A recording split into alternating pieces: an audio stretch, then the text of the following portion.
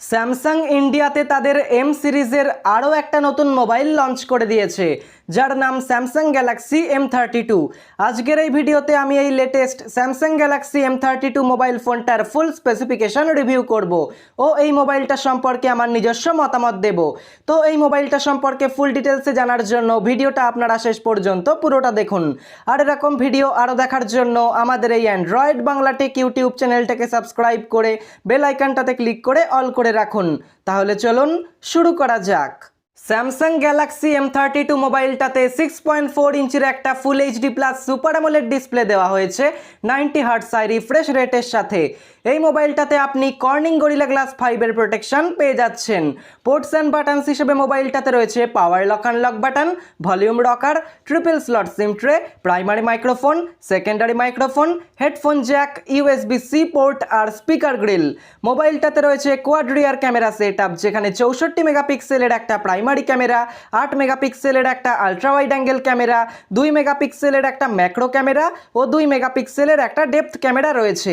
Selfie তোলার জন্য রয়েছে 20 মেগাপিক্সেলের একটা সেলফি ক্যামেরা ইনফিনিটি ইউ ডিজাইনের সাথে। মোবাইলটাতে সাইড মাউন্টেড ফিঙ্গারপ্রিন্ট স্ক্যানার ও ফেস আনলক এই দুটো ফিচার্সেরই সুবিধা রয়েছে।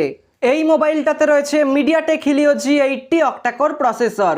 মোবাইলটার পারফরমেন্সের ক্ষেত্রে আপনি এই মোবাইলটা ব্যবহার করে ভালোই একটা এক্সপেরিয়েন্স পাবেন। আর মোবাইলটাতে যেহেতু মিডিয়াটেকের G সিরিজের প্রসেসর অর্থাৎ গেমিং প্রসেসর রয়েছে, তাই গেমিংয়ের ক্ষেত্রেও আপনি এই মোবাইলটাতে ভালোভাবেই গেমিং করতে পারবেন। অ্যান্ড্রয়েড ভার্সন রয়েছে অ্যান্ড্রয়েড 11 One UI 3.1 এর সাথে। মোবাইলটাতে রয়েছে 6000 mAh এর একটা ব্যাটারি 15 ওয়াটের চার্জিংয়ের সাথে। এই মোবাইলটা আপনি দুটো কালার ভ্যারিয়েন্টে পেয়ে যাবেন, ব্ল্যাক ও লাইট ব্লু।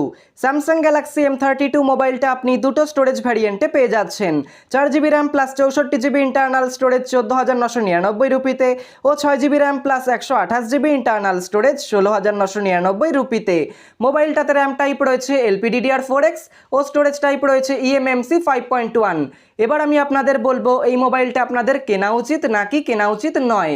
আপনি যদি 15,000 রুপির মধ্যে স্যামসাংয়ের এমন একটা ভালো মোবাইল কিনতে চান যাতে সুপার অ্যামোলেড ডিসপ্লে, 64 মেগাপিক্সেলের ক্যামেরা সেটআপ, ভালো প্রসেসর, ভালো ব্যাটারি লাইফ ও সুন্দর ডিজাইন এসব থাকবে, তাহলে আপনি এই মোবাইলটা কিনতে পারেন।